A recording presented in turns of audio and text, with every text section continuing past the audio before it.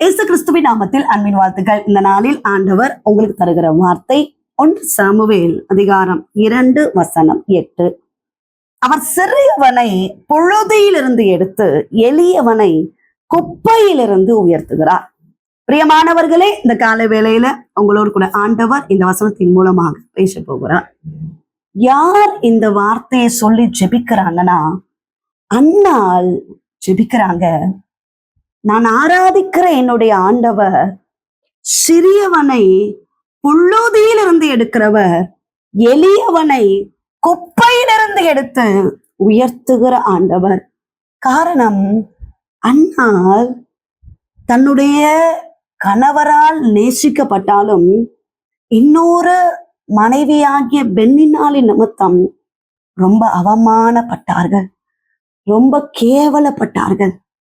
ஒரே நெருக்கம், அவமானம், ஒரு குழந்தை இல்லாதது நிமித்தம் அவர்கள் பட்ட பாடுகள் அநேகம்.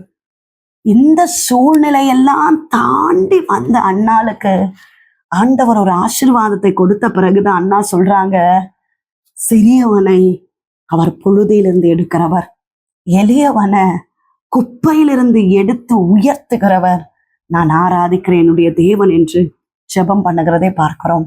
ஏசப்பா எவ்வளோ நல்லவர். நீங்க எப்பேற்பட்ட நிலைமையில இருக்கலாம், கர்த்தர் நிச்சயமாய் உங்களை எடுப்பார், உங்களை உயர்த்துவார். அன்னாளுக்கு கர்த்தர் கொடுத்த ஆசீர்வாதம் சாதாரண ஒரு ஆசீர்வாதம் அல்ல.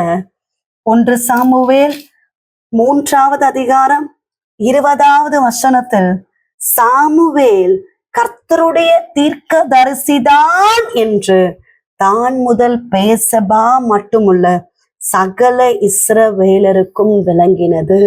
பிரியமானவர்களே, சாமுவேல் தான் முதல் பேர்ஷபா வரைக்கும் ஒரு தீர்க்கதரிசி என்று அறியும்படியாய் கர்த்தர் அன்னாளுடைய குமாரனாகிய சாமுவேலை மேன்மைப்படுத்தினார், உயர்த்தினார், தீர்க்கதரிசியாக மாற்றினார்.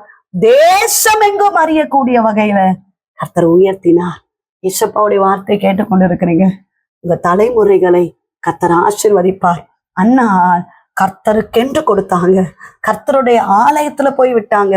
சாமுவேலை சின்ன வயசுலேயே கர்த்தருடைய சந்நிதியில கொண்டு போய் விட்டதுனாலதான் அன்னாளுடைய மகனாகிய சாமுவேல் வருகிற நாட்கள்ல ஒரு தீர்க்கதரிசியாய் உயர்த்தப்பட்டார்.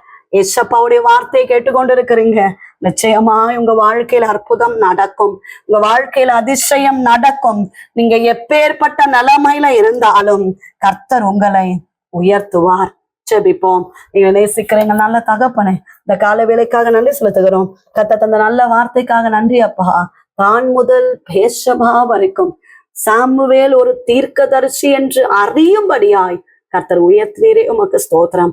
தேவ பிள்ளைகளை ஆசீர்வதிங்க, குடும்பங்களை ஆசீர்வதிங்க, செய்கிற வேலைகள், வியாபாரங்கள், தொழில்கள், நன்மைகளை ஆசீர்வதிங்கப்பா. திருமணம் ஆக வேண்டிய பிள்ளைகளை ஆசீர்வதிப்பீராக. கற்பத்தின் கனிக்காக காத்திருக்கிற பிள்ளைகளை ஆசீர்வதிங்கப்பா. கர்ப்பிணிகளை ஆசீர்வதிங்கப்பா. பலவீனத்தோடு இருக்கிற பிள்ளைகளுக்காக ஜெபிக்கிறோம். கர்த்தர் நல்ல சுகத்தை தருகிறபடினால ஸ்தோத்திரம் ஆண்டவரே. ஏசப்பா, எக்ஸாம்ஸ் பிள்ளைகள் எழுதி இருக்கிறாங்க, நல்ல மார்க் ஸ்கோர் பண்ண கர்த்தர் உதவி செய்வீராக. இந்த நாள் முழுவதும் கர்த்தர் நடத்துவீராக. கடன் பாரங்கள் மாறட்டும், தேவைகள் எல்லாம் சந்திக்கப்படட்டும், குடும்பங்களை கர்த்தர் ஆசீர்வதிப்பீராக. இயேசு கிறிஸ்துவின் நாமத்தில் ஜெபிக்கிறோம் எங்கள் ஜீவனுள்ள நல்ல தகப்பனே, ஆமென். பிரியமானவர்களே, கர்த்தர் உங்களோடு பேசியிருக்கிறார். நிச்சயமாய் உங்க வாழ்க்கையில் ஒரு பெரிய காரியத்தை கர்த்தர் செய்வார். உங்களுக்காக, உங்களுடைய ஜெப விண்ணப்பங்களுக்காக நாங்கள் ஜெபிக்கிறோம். நீங்களும் எங்களுக்காக, எங்களுடைய ஊழியங்களுக்காக ஜெபித்துக் கொள்ளுங்கள். பிரியமானவர்களே, ஜெப உதவிக்கு டிஸ்கிரிப்ஷனில் இருக்கிற எங்க போன் நம்பருக்கு நீங்க கால் பண்ணலாம். நாங்கள் உங்களுக்காக ஜெபிப்போம். கர்த்தர் அதிசயங்களை செய்வார். உங்களுக்காக நாங்கள் ஜெபிக்க கடமைப்பட்டிருக்கிறோம். கர்த்தர் பெரிய காரியங்களை செய்வார். டிவோஷன் மூலமாய் உங்களோட ஆண்டவர் பேசுகிறதை எங்களுக்கு பகிர்ந்து கொள்ளுங்கள். இந்த வார்த்தை அநேகருக்கு பிரயோஜனமா இருக்கும் என்று நீங்க நம்புனீங்கன்னா அநேகருக்கு ஷேர் பண்ணுங்க. God bless you.